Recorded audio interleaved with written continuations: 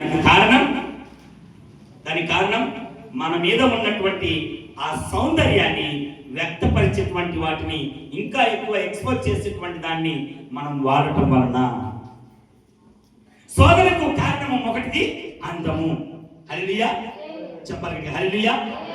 ప్రతి ఒక్కరికి వారికి దేవుడు ఇచ్చినటువంటి కృప చొప్పున ప్రతి ఒక్కరూ అందంగానే ఉంటారు. దాంట్లో కొంచెము కళ్ళకు విప్పైనటువంటి విధంగా ఇప్పులేనటువంటి విధంగా ఉండొచ్చు అంతే. కానీ ప్రతి ఒక్కరూ దేవుని చేత సృజింపబడినటువంటి వారే. అయితే ఇక్కడ గమనించాల్సింది 39వ అధ్యాయం 6వ వచనం ఒకసారి చదవండి. అతడు తనకు కలిగినది అంతయు యేషోబు చేతికి అప్పగించి తాను ఆహారం తినుట తప్ప అతనికి ఏమున్నదో ఏమీ లేదో చూసినటువంటి వాడు కాదు. ఎందుకని అదంతా కూడా ఎవరికి అప్పగించాడు? యేషోబునకు అప్పగించాడు. మొదటిది అందము, రెండవది అధికారం ఉంది. ఇతని అధికారం ఉంది. అందుకే సామెతల గ్రంథం 32వ అధ్యాయము 30వ వచనంలో గమనించినట్లయితే అందము, సౌందర్యము చదవాలి, మాట చదవాలి. సామెతల గ్రంథము 31వ అధ్యాయం 30వ వచనం. అందము మోసకరము, సౌందర్యము వ్యర్థము. ఇప్పుడు చెప్పండి, యేషోబు అందగాడైన వలనే మోసం జరుగుతుంది ఇక్కడ, అవునా కదా? అందం అన్నటువంటిది ఏం చేస్తుంది? మోసపూరితమైనటువంటి స్థితిలోకి తీసుకెళ్తుంది. సౌందర్యం అన్నటువంటిది వ్యర్థము. నువ్వు పైన అన్ని ఏమండి జుంకీలు, జాలీలు, రకరకాలైనటువంటి అన్ని తగిలించి వెళ్తుంటావు కదా, అవన్నీ కూడా నీ మీద వ్యర్థమైనటువంటి మాటలు రావటానికే అవన్నీ నువ్వు ధరించుకుంటున్నావు. అవునంటారా కాదంటారా? ప్రతిరోజు మామూలుగా ఉన్నటువంటి ఒక అమ్మాయిని ఎవరు ఏమనరు, పెద్దగా కామెంట్ చేయరు. అదే మంచి దుస్తులు ధరించి, మంచి ఆభరణాలు పెట్టి, పూలు పెట్టి మంచిగా రెడీ అయింది అనుకోండి, ఏమంటారు? పెళ్లి కూతురు మాత్రం రెడీ అయిందని ఒక్కరి బదులు 10 మంది మాట్లాడతారు. అవునంటారా కాదంటారా? అవునంటారా కాదంటారా? ఇవన్నీ దేనికి ధరిస్తున్నాము? మనం అందంగా కనిపించడానికి చేస్తున్నాం. అయితే వాక్యం ఏం చెప్తుంది? అందము మోసకరము, సౌందర్యము వ్యర్థం అని చెప్తుంది. కానీ మనకు ఒక అందం ఉండాలి. ఏమందం ఉండాలి? పేతురుకు రాసినటువంటి మొదటి పత్రిక 3వ అధ్యాయము 3-4 వచనాలు చదవండి. చక్కగా అక్కడ ఒక అంశాన్ని గురించి మాట్లాడుతున్నాడు. అంతరంగంలో ఉన్నటువంటి అందం అది మనల్ని ఎప్పటికీ గణనీయంగానే ఉంచుతుంది, కానీ గణహీనంగా మనల్ని ఉంచదు. సాధువైనట్టు, మృదువైనట్టు గుణమును,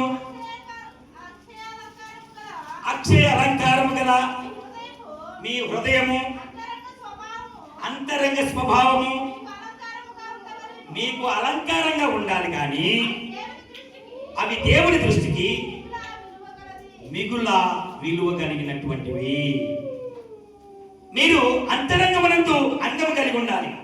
అది ఎలాంటి అందం అంటే మంచి ప్రేమ కలిగి ఉండాలి, సంతోషము. గలతీయులకు రాసిన పత్రిక 5:22లో ఉంటుంది కదా, ప్రేమ, సంతోషము, సమాధానము, దీర్ఘశాంతము, దయాలత్వము, మంచితనము, విశ్వాసము, సాత్వికము, ఆశానిగ్రహము అన్నటువంటి చక్కనైనటువంటి ఆత్మఫలములను అందముగా మీరు స్వీకరించి ఉండాలి. వాటిని అలంకరించుకోవాలి. ఏమండి, నువ్వు పైకి వ్యక్తపరుస్తున్నటువంటి ఈ చుంకీలు, జాలీలు, లేకపోతే ఇంకా వేరే వేరే కాస్మెటిక్స్ ఏవైతే ఉన్నాయో అవన్నీ నిన్ను ఇతరుల పట్ల విరుద్ధమైనటువంటి లేదా వ్యతిరేకమైనటువంటి నిన్ను క్షోభ పెట్టేటువంటి మాటలు మాట్లాడడానికి అవకాశం ఉంటుంది. కానీ ఆత్మ ఫలములను ఫలభరితముగా నువ్వుగైనా అయినా అభ్యసిస్తే అవి నిన్ను విలువ కలిగినటువంటి వ్యక్తిగా నిలబెడతాయి, విలువ కలిగినటువంటి వ్యక్తురాలుగా నిన్ను నిలబడతాయి. ఇప్పుడు విలువ కలిగినటువంటి వారిగా ఉండాలన్నా, విలువ తప్పినటువంటి వారిగా ఉండాలన్నా?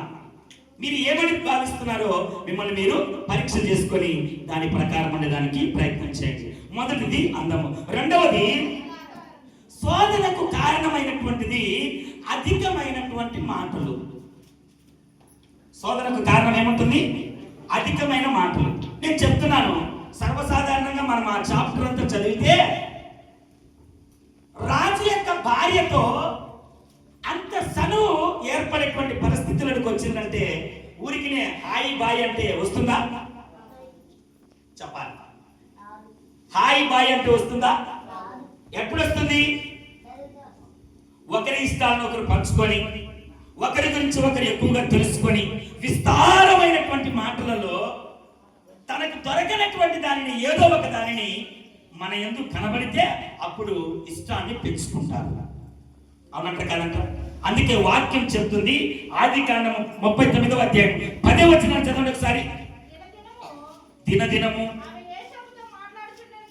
ఏం చేస్తుందంట?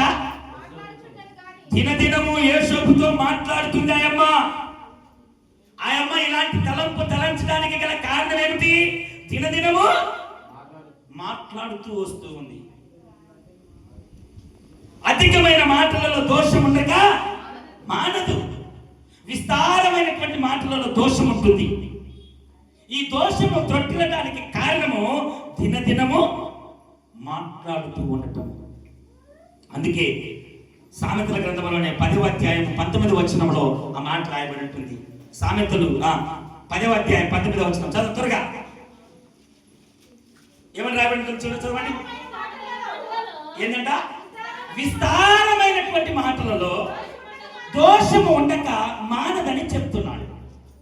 ఇప్పుడు యోసేపు ఆ యువరాణితో ప్రతినిత్యం మాట్లాడుతున్నాడు కనుక ఆ విస్తారమైనటువంటి ఆ మాటలలో ఈ దోషం అన్నటువంటిది బయటకు వచ్చింది, మక్కువను పెంచుకున్నది. అందుకే చాలా మటుకు విశ్వాసులతో కూడా సంఘ కాపర్లు అటు రీతిగా లేకోకుండా, ఏమండి మరి విశ్వాసులు ఒకరికొకరు అలాంటి రీతిలో లేకుండా విస్తారముగా మాట్లాడుకోవడం వలన గొడవలు వస్తున్నాయి. అవునంటారా కాదంటారా? అవునంటారా కాదంటారా? గొడవలు వస్తున్నాయి, రకరకాలైనటువంటి భేదాలు కలుగుతున్నాయి. ఏమండి మరి పాపానికి సంబంధించినటువంటి ప్రతిక్రియ విస్తారమైనటువంటి మాటలలో జరుగుతూ వస్తుంది. హల్లెలూయా. శోధనకు మొదటి కారణం ఏంటిది? అందము. రెండవది విస్తారమైనటువంటి మాటలు. తరువాత మూడవ మాటను చెప్తున్నాను, ఒంటరిగా గడపటము శోధనకు కారణమవుతుంది. హల్లెలూయా. ఇప్పుడు ఈ అమ్మ యోసేపును కావాలని కోరుకుంటుంది కదా, ఆ కోరుకున్నటువంటి స్థితి ఎలాగో వచ్చింది? ఒంటరిగా గడపటం వలన, ఒంటరిగా మాట్లాడటం వలన. హల్లెలూయా. నా ప్రియమైనటువంటి దేవుని బిడ్డలారా, మీరు గమనిస్తారో లేదో కానీ చాలా రేర్ పాస్టర్మ లేకుండా నేను బయటకు రావటం అన్నటువంటిది చాలా రేర్. ఎప్పుడన్నా పాస్టర్మ ఊరికి వెళ్ళినప్పుడు, లేకపోతే చాలా బలహీనంగా ఉండి రాలేనప్పుడు, ఒంటరిగా ఉండటం అన్నటువంటిది వ్యక్తిగతంగా మీకు కూడా నేను ఈ మాటలను చెప్తూ ఉన్నాను, మీకు కూడా చెప్తున్నాను. ఒంటరిగా ఉండవాకండి, ప్రభువైనటువంటి యేసు క్రీస్తును తోడుగా ఉంచుకోండి. హల్లెలూయా. ఒంటరిగా ఉండవాకండి. సాక్షాత్తు ప్రభువైనటువంటి యేసు క్రీస్తు వారు మత్తయి గారు రాసినటువంటి శుభవార్త 26వ అధ్యాయము 41వ వచనములో చెప్పబడుతున్నటువంటి సంగతి. మత్తయి శుభవార్త 26వ అధ్యాయము 41వ వచనం. మీరు శోధనలో ప్రవేశించకుండా ఉండినట్లు మెలకువగా ఉండి ప్రార్థన చేయండి. నా ప్రేమైనటువంటి దేవుని బిడ్డలారా, ఇది ఎక్కడ జరుగుతున్నాయి అంటే గెత్సేమనే తోట. ఆ తోటలోనికి శిశువులను తోలుకొని యేసుక్రీస్తు ప్రభువు వారు వెళ్ళారు. ఏమండి? వ్యక్తిగతమైనటువంటి ప్రార్థన కదా, ఒంటరిగా వెళ్ళొచ్చు కదా, లోకాన్ని జయించగలిగినటువంటి సత్తా కలిగినటువంటి వాడు కదా, దేన్నైనా కానీ తన యొక్క ఆధీనంలో ఉంచుకోగలిగినటువంటి స్వారూప్యత కలిగిన వాడు కదా. కానీ ప్రార్థనకి వెళ్ళేటప్పుడు ఒంటరిగా వెళ్ళలేదు. తనతో పాటు ఏం చేశాడు? కొంతమంది శిశువులను తీసుకెళ్లాడు. రాయి వేతంత దూరం వెళ్ళి తన ఒంటరితనంగా ఆడ కూర్చున్నాడు. నా ప్రేమైనటువంటి దేవుని బిడ్డలారా, ముమ్మారు ప్రార్థన చేశాడు. ఎన్నిసార్లు చేశాడు? ముమ్మారు ప్రార్థన చేశాడు. తిరిగి వచ్చి చెప్పినటువంటి మాట, 3 సార్లు వచ్చి చెప్పినటువంటి మాట ప్రార్థన చేస్తున్నాడు. ఆ ప్రార్థనలో సోలిపోతున్నటువంటి అనుభవాలు కనబడుతున్నాయి ఆయనకు. అందుకే ముమ్మారు వచ్చి స్థిమితం లేక మొదటిసారి వచ్చాడు, మరలా వెళ్ళాడు, రెండోసారి వచ్చాడు, మరలా వెళ్ళాడు, మూడోసారి వచ్చాడు. ఆకాశంలో నుండి దూత వచ్చి చెప్తుంది, ఈ కార్యమును చేయాల్సింది. అని చెప్పి తను ధైర్యపరిచినప్పుడు శిశువుని ఎంట పెట్టుకొని కిందికి వెళ్ళిపోయాడు. ఇంకా నేను చెప్తున్నటువంటి మాట, యేసు ప్రభుల వారు ఆ తోటలోనికి వెళ్ళినప్పుడు ఒంటరిగా ఎందుకు వెళ్ళలేదు? ఒంటరిగా ఉంటే శోధన వస్తుంది కనుక శోధనలో ప్రవేశించకుండా ఉండాలంటే ఇప్పుడు ఏం చేయాలి? యేసయ్యను తోడుగా ఉంచుకోవాలి. నా ప్రేమైనటువంటి దేవుని బిడ్డలారా, నీ యొక్క సహచరిని లేదా నీ భర్తను లేదా నీ భార్యను లేదా నీ పిల్లలను నీ పక్కన ఉంచుకోవాలి. ఒంటరిగా ఉండవద్దు.